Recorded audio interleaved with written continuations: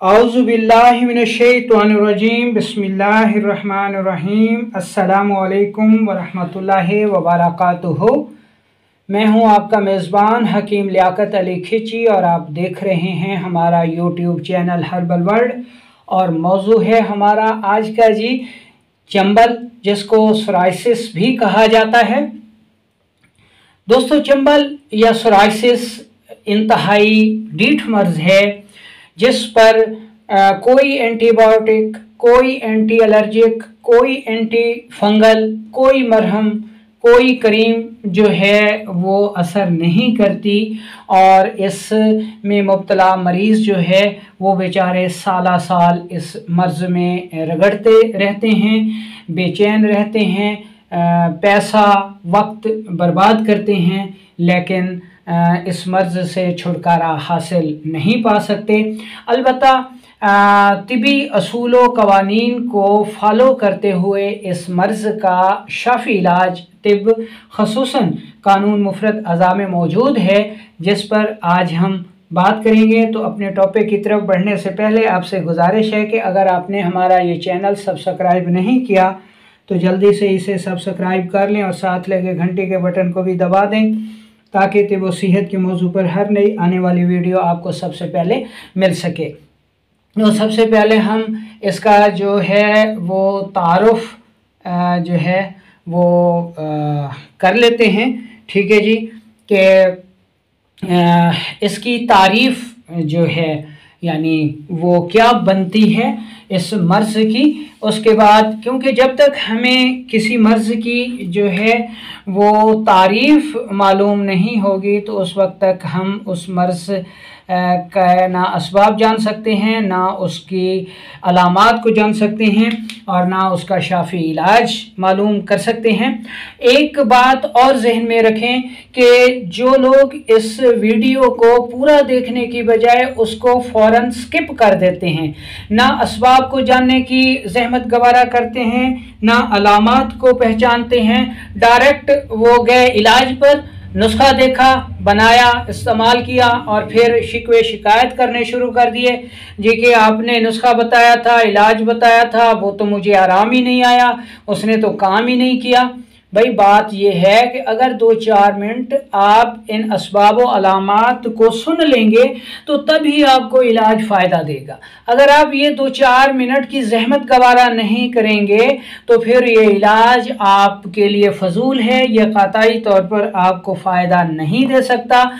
फिर आपका इस वीडियो को सुनना भी फजूल है जब आप डायरेक्ट इलाज पर पहुंच जाएंगे, क्योंकि जब आपको सबब का ही पता नहीं होगा कि ये मर्ज़ होता क्यों है, किन असबाब व अलामात की वजह से ये मर्ज़ पैदा होता है, जब तक आप उन असबाब को नहीं देखेंगे तो फिर आपको वो इलाज क्या फ़ायदा देगा। तो सबसे पहले हम इस मर्ज़ की तारीफ़ कर लेते हैं कि चंबल यानी सोराइसिस है क्या।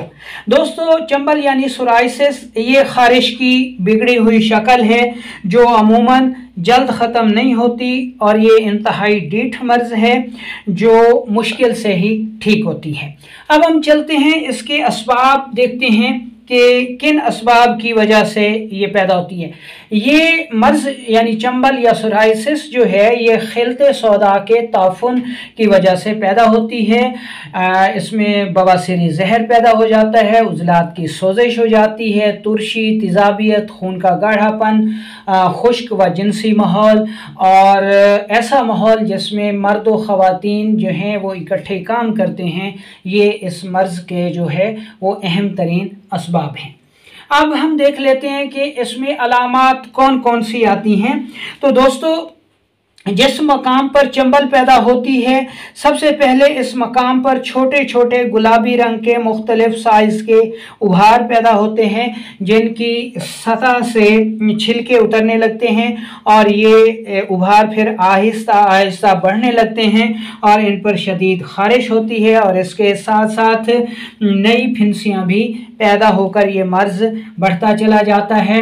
शदीद ख़ारिश होती है, रंगत स्याही माइल हो जाती है, पेशाब सुर्खी सोडियम आयल और कम मिकदार में आता है, गैस होती है, कब्ज़ होती है और इंतहाई शदीद सूरतों में इतनी ख़ारिश होती है कि मरीज़ ख़ारिश करते करते मुतासरा जगह को छील डालता है, ज़ख्मी कर डालता है, जिससे फिर खून जो है वो रिसने लगता है। तो ये इसकी तारीफ़ भी हो गई, इसके असबाब को भी हमने पढ़ लिया, इसकी अलामात को भी हमने देख लिया।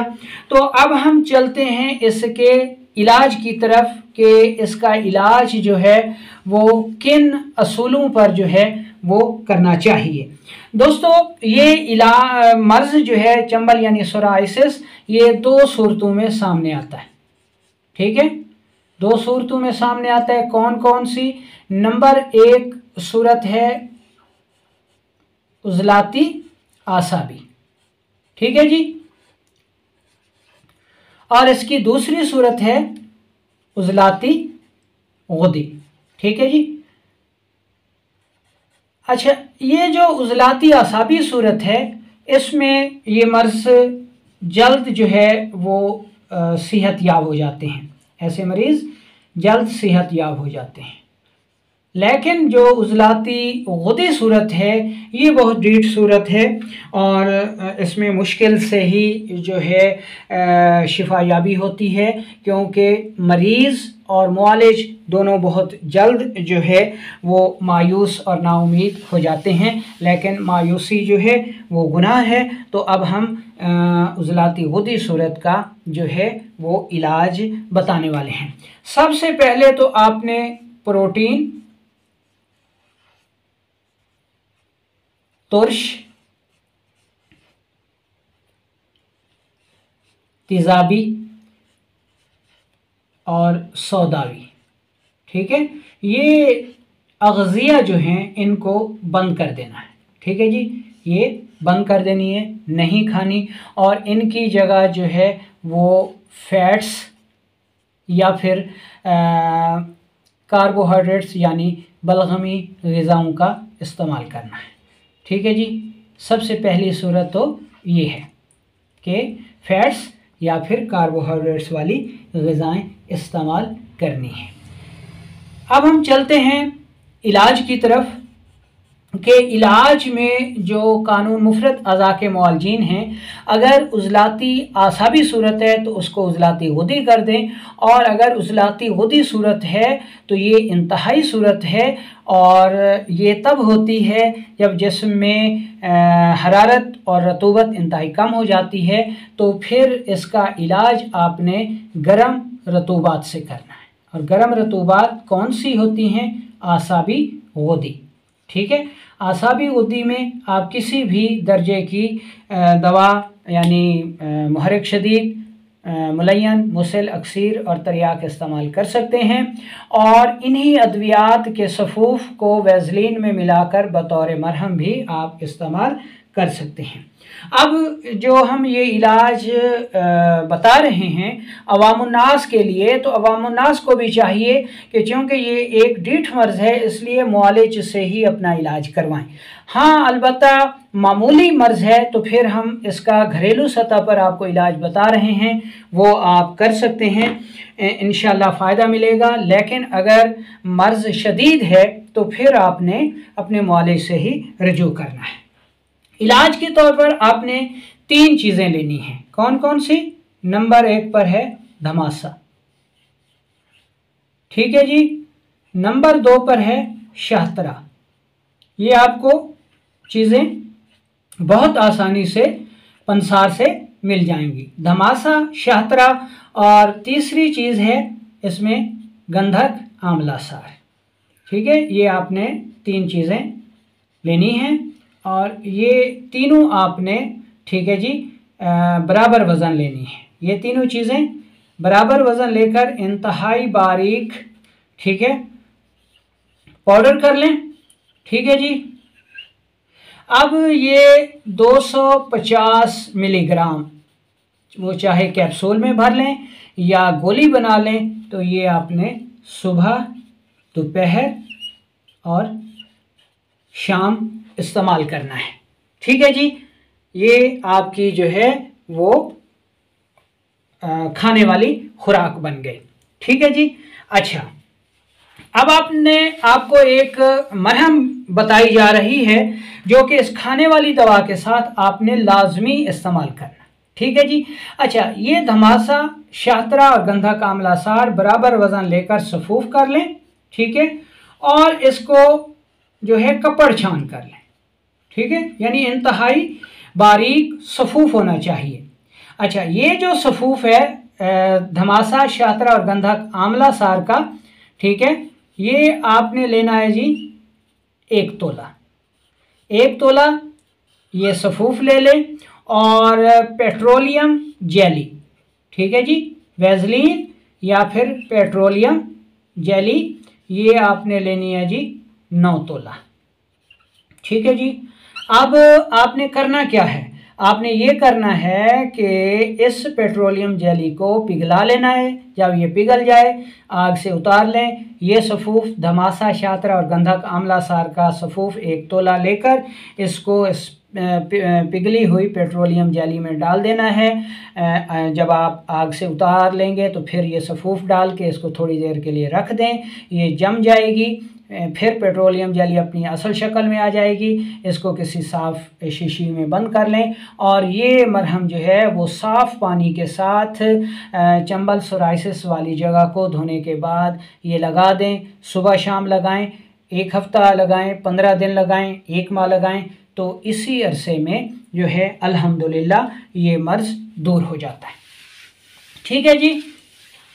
अब इसमें कुछ और सूरतें भी हम आपको बता देते हैं कि अगर आप तिब यूनानी करते हैं, ठीक है, तो इस मर्ज़ का जो इलाज आप करेंगे, ठीक है, वो आपने करना है सफरावी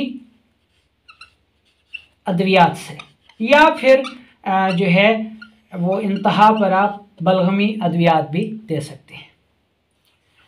अगर आप कानून मुफरद अज़ा के मुआलिज हैं तो फिर आपने, अगर तो उज़लाती आसाबी तहरीक है, ठीक है, तो फिर इसको उज़लाती गुदी कर दें। उज़लाती गुदी इलाज है इसका। ठीक है जी। अगर तहरीक उज़लाती गुदी है लेकिन मर्ज़ शदीद नहीं है तो फिर आप इसको गुदी उज़लाती कर दें। ठीक है जी, गुदी उज़लाती इलाज इसका बनेगा।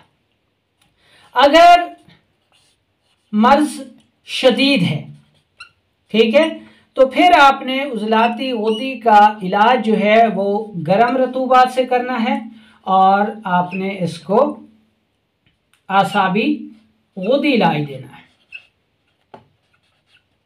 ठीक है जी।